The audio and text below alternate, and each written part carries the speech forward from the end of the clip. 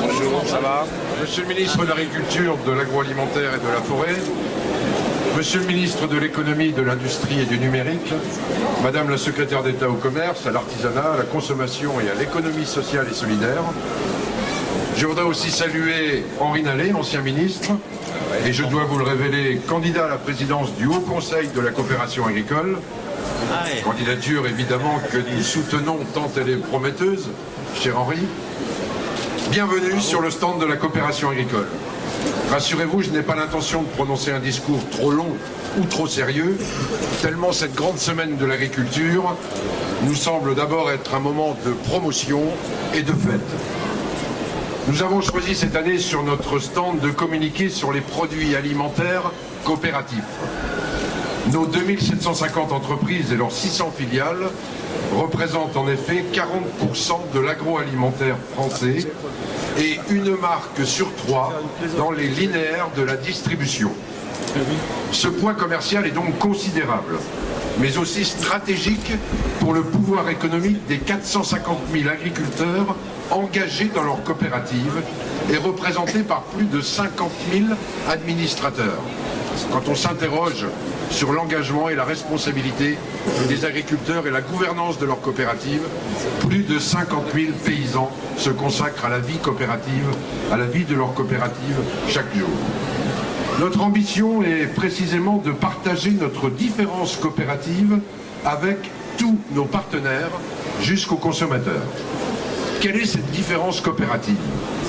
C'est celle de la diversité des territoires dans lesquels sont ancrées nos entreprises et leurs produits. Notre différence, c'est celle de la traçabilité et de la sécurité sanitaire maîtrisée de l'amont à l'aval. Notre différence encore, c'est celle de la responsabilité sociale et environnementale qui caractérise notre modèle humain, non délocalisable et au service du long terme. Ce sont ces principes qui fondent aussi l'appel que nous lançons pour reconstruire avec la distribution une nouvelle chaîne de partage de valeur responsable depuis la production jusqu'à la consommation. La guerre des prix bas lamine depuis trop longtemps la rentabilité économique de la filière alimentaire, pousse à une restructuration sévère et à marche forcée entre distributeurs, entretient une spirale déflationniste si préjudiciable pour l'économie française et européenne. Et enfin, participe à la défiance des consommateurs en perte de repères et qui croient toujours que les prix ne font qu'augmenter. Bref, la guerre des prix a atteint le stade de l'absurdité achevée, celui du perdant-perdant, qui nous fait prendre à tous le risque de la casse sociale. Tous les maillons de la chaîne alimentaire, je dis bien tous les maillons, en prennent conscience. Quelques initiatives vont d'ailleurs dans le bon sens. Coop de France est mobilisée. Mobilisée pour ouvrir avec chaque enseigne de la distribution, avec leur fédération, la FCD, des travaux qui puissent permettre à chacun la reconquête de valeur. Je voudrais d'ailleurs rappeler qu'en termes d'emploi, la coopération agricole a démontré sa capacité de résistance à la crise, puisque malgré le contexte, le nombre de nos emplois est maintenu à plus de 160 000 salariés. Ces emplois sont majoritairement fixés au territoire au plus proche des exploitations agricoles et ainsi 74% des sièges sociaux des coopératives sont en zone rurale. Notre stratégie coopérative est résolument offensive et positive, car basée sur la culture de 3 facteurs de croissance bien ciblés, les 3 I. I de l'investissement productif pour faire monter en gamme nos outils industriels. I de l'innovation, parce que 50% de l'offre alimentaire n'existait pas il y a 5 ans. I comme international, parce que sur ce point, le monde entier nous attend. En effet, Ce patriotisme alimentaire coopératif n'est pas celui d'une France repliée sur elle-même. Bien au contraire, l'agriculture et l'agroalimentaire français sont attendus dans le monde entier. Attendus, je dis bien. Notre secteur bénéficie d'un potentiel exceptionnel de croissance internationale. Alors, pour relever ce défi qui nous tend les bras, pour investir, pour innover, pour nous déployer à l'international, il y a une condition de réussite incontournable, notre niveau de compétitivité, coût et hors coût. Vous l'aurez entendu tout au long de ce salon, nous sommes tous dans l'attente de réponses majeures concernant la simplification administrative. Nous vous demandons d'accélérer les décisions en la matière et de refuser toute nouvelle contrainte à l'occasion de l'élaboration de toutes les lois en cours. Seconde demande, cessons d'envisager de nouveaux aménagements législatifs avant même que les lois publiées n'aient produit leurs effets. Je pense bien naturellement à l'impérieuse nécessité de faire appliquer la loi Hamon et les textes associés. Nous avons en effet besoin de stabilité réglementaire pour retrouver la confiance. Le salon de l'agriculture doit être aussi un lieu de rendez-vous de la confiance dans notre secteur, dans nos métiers, malgré les difficultés. De la confiance, mais aussi de la fierté de ce que nous sommes. C'est ce que nous exprimons depuis plus d'1 an dans la grande campagne de communication que nous réalisons dans les médias, mais aussi sur le terrain. Financée par quelques 630 coopératives, cette campagne nous permet d'afficher et de partager nos réalités positives et la force de notre projet coopératif. Je vous remercie.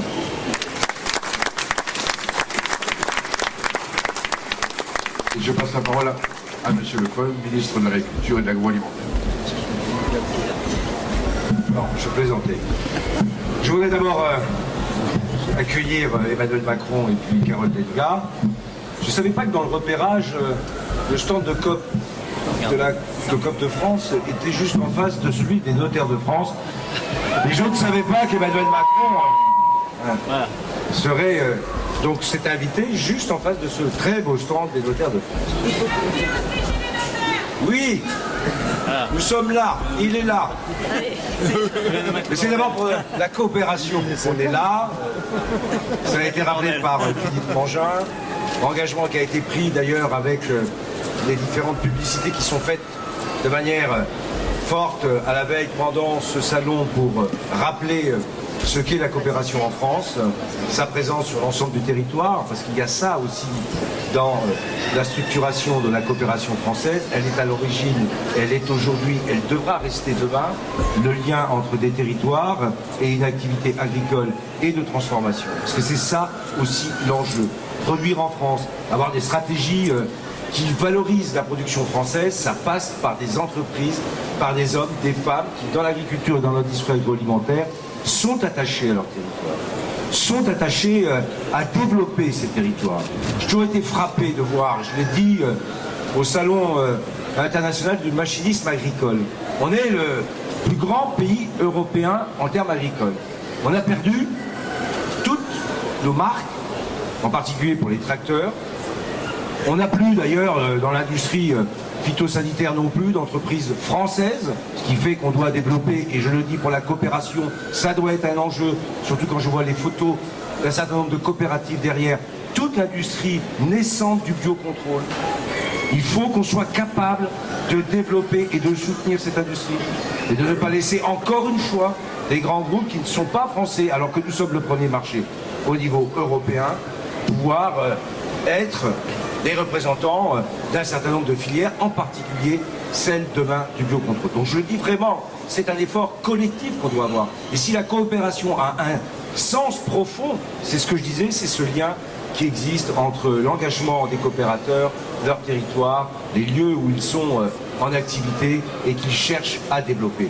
Voilà moi ce que je voulais dire avec un pacte de responsabilité qui rentre et qui se met en œuvre. Je rappelle que globalement pour 2016, ça sera 1,8 milliard d'euros de plus d'allègement de charges que ce qui existait en 2012 pour l'ensemble de l'agriculture et de l'agroalimentaire.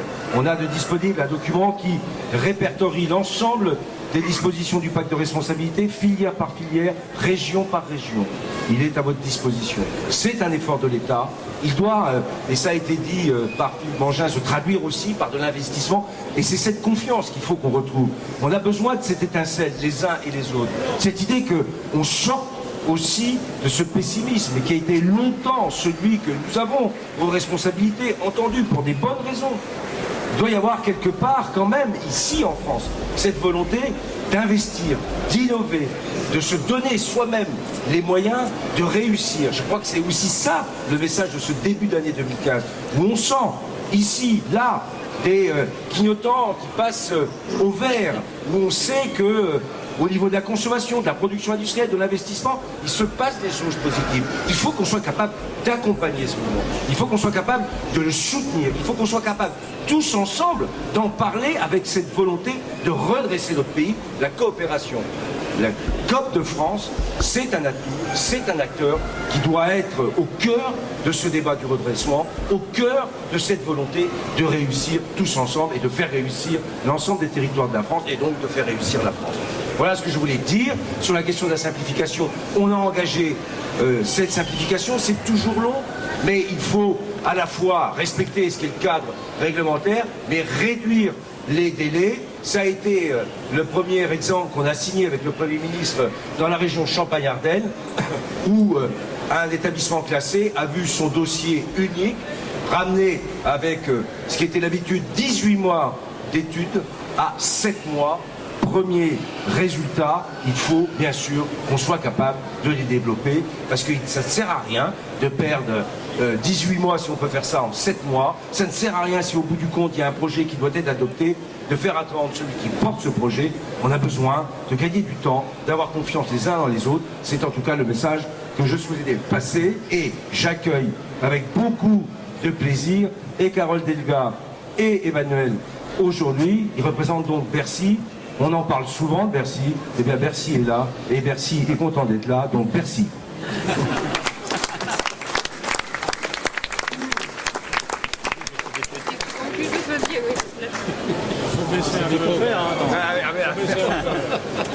Vous avez vu, à Bercy, nous sommes complémentaires et nous nous adaptons à toutes les situations. Voilà, c'est ça un duo. Donc bonjour à toutes et bonjour à tous. Bien sûr, vous dire le plaisir que j'ai à être parmi vous au sein de la coopération agricole. Il y a de ça quelques semaines, j'ai pu clôturer votre assemblée générale et en effet rappeler que la coopération dans le domaine économique, dans le domaine agricole, est une voie d'avenir et que le gouvernement, nous avons parié sur cette voie d'avenir. Et à travers la loi économie sociale et solidaire qu'a initiée Benoît Hamon, en effet, nous avons voulu donner les moyens à la coopération, aux coopératives de pouvoir se développer avec tout d'abord des souplesses dans les formes juridiques, avec des nouveaux types de groupements, mais également avec des moyens financiers. Je pense par exemple en particulier au fonds Impact Coopératif, qui est un fonds de fonds que nous mettons en œuvre dans quelques jours, 70 millions d'euros, qui se rajoutent au fonds d'innovation sociale que nous cofinançons avec les régions, mais également, comme vous l'avez rappelé, Monsieur le Président, la nécessité d'avoir des règles simples et stables. Et c'est vrai que, par exemple, vous pensez certainement à la révision coopérative, et là nous avons été très pragmatiques puisque nous avons vu que sur la coopération agricole, elles existaient déjà, et nous avons tout simplement dit elles existaient, elles étaient de qualité, elles avaient des objectifs qui étaient clairs, une procédure qui était rigoureuse, qui était complète, et donc nous avons tout simplement indiqué que cette révision de la coopération agricole convenait pour la révision prévue dans la loi économie sociale et solidaire. Donc nous allons continuer à produire des décrets qui vont encore sortir dans les prochaines semaines. Donc c'est une loi qui, moins d'un an après son vote, sera d'application totale. Et je vous rassure, Monsieur le Président, c'est une loi qui va continuer à s'appliquer, qui ne va pas être modifiée par d'autres sujets. C'est vrai qu'à Bercy, nous avons d'autres lois, mais nous avons bien d'autres domaines. Donc tout ce qui concerne l'économie sociale et solidaire, Nous y croyons, nous voulons permettre un changement d'échelle et donc nous savons qu'en effet il faut des règles claires, des règles stables pour permettre ce développement parce que comme vous l'avez indiqué, la coopération agricole c'est tout d'abord une initiative territoriale, c'est une initiative territoriale qui reconnaît des talents dans des femmes et des hommes, dans des terroirs également et où il y a une gouvernance partagée, c'est-à-dire qu'il y a une intelligence collective. Et donc, en effet, je pense que quand nous partageons nos préoccupations, quand nous sommes dans une démarche d'avenir et dans une démarche progressiste, alors ainsi, nous sommes plus forts. Et c'est vrai que sur la guerre des prix, comme vous l'avez indiqué, je pense que nous sommes arrivés aux limites de ce raisonnement et que nous devons retisser des liens de confiance, des liens respectueux, expliquer aussi aux consommateurs que les produits, les bons produits ont un coût raisonnable, mais un coût qui permet aussi de concilier protection de l'environnement, mais également une protection de la santé et qui permet en effet de trouver à chacun sa place pour le producteur, pour le distributeur et pour le consommateur. Alors oui, cette année 2015, elle sera aussi l'année bien sûr de la coopération parce qu'elle doit être l'année de l'audace comme l'a souhaité le président de la République et je pense qu'en effet en France nous devons être audacieux et la première des audaces c'est de savoir avoir confiance entre nous, d'avoir confiance en nous et surtout d'avoir confiance dans les talents de notre pays et dans l'intelligence collective.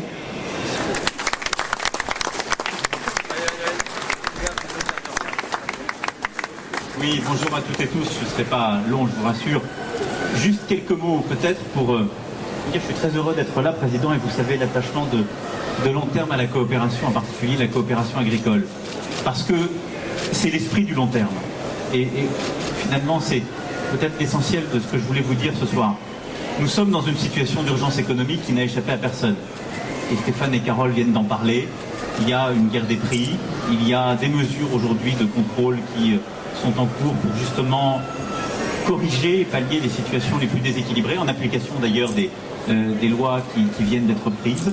Il y a une volonté du gouvernement de répondre à cette urgence économique, en particulier en aidant les entreprises à restaurer leurs marges. C'est le CICE puis le pacte de responsabilité et de solidarité, et ce pacte est rentré en action au 1er janvier. Et il y a cette volonté d'aider à la simplification, à l'accélération de notre économie. Stéphane Le Foll l'évoquait en citant un bon exemple, qui est le premier projet dit ICPE qui a été signé par le Premier ministre. Dans la loi que nous sommes en train de défendre et qui vient d'être adoptée en première lecture au Parlement, il y a la généralisation de ces projets ICPE. Et donc là, le certificat unique, l'autorisation unique pour tous ces projets sur le territoire. Et donc c'est la possibilité pour ces projets qui parfois durent des semestres d'être réduits à 6 mois avec une autorisation unique, non pas parce qu'on fait moins bien les choses, mais parce que l'administration, en quelque sorte, prend ses responsabilités et délivre un même document pour toutes les procédures qui s'empilaient jusque-là. Ça, c'est la situation de l'urgence économique. Mais au-delà de ce point, les valeurs que vous portez, elles sont au cœur de notre action économique. Et le redressement de l'économie française, il ne se fera que si collectivement nous sommes fidèles à ces valeurs de la coopération agricole, que sont les valeurs du long terme, qui consistent en fait à savoir qu'on habite toujours quelque part, qu'on vient toujours d'un endroit et qu'on s'inscrit dans la durée dans une relation avec cet endroit. Ce qui veut dire que quand on réussit, il y a un retour pour l'endroit d'où on vient. Il y a un retour pour celles et ceux avec qui on a bâti. Et je crois que c'est l'esprit de la coopération et c'est ce dont notre économie a besoin. Et il y a un besoin de long terme, c'est ça la clé de l'investissement. Parce que si on regarde froidement aujourd'hui les manques de l'économie française, c'est l'investissement avant tout. Et l'investissement, c'est la capacité à se projeter. L'investissement, c'est parfois, vous le savez bien, ce qui fait qu'on ne cherche pas forcément le retour immédiat, mais qu'on prend un risque avec un collectif humain sur un territoire pour faire des produits, ceux que vous montrez là, et avoir un retour qui sera dans quelques années, parfois une décennie ou plus. Et donc si on ne croit pas dans son avenir, si on oublie qu'on est de quelque part et qu'on s'inscrit dans le long terme, on ne redresse durablement aucune économie. Et donc au-delà des mesures d'urgence, au-delà de cette tyrannie de l'instant et des mesures que nous égrenons, ces valeurs qui sont celles de la durée, celles du local, celles de l'inscription dans le temps, ce sont les clés d'une vraie réussite économique. Parce que ce sont les clés d'une responsabilité partagée de toutes et tous. Et aucun gouvernement ne redressera l'économie française. L'économie française, elle ne se redressera que si toutes et tous on repartage ces valeurs, on se réinscrit dans la durée et dans le temps, parce que c'est finalement de là d'où on vient. C'est de là d'où on vient. Et c'est ça qu'il faut faire. Et donc, c'est une responsabilité collective de chaque instant qu'il faut porter, et de cela, je voulais en particulier vous remercier aujourd'hui.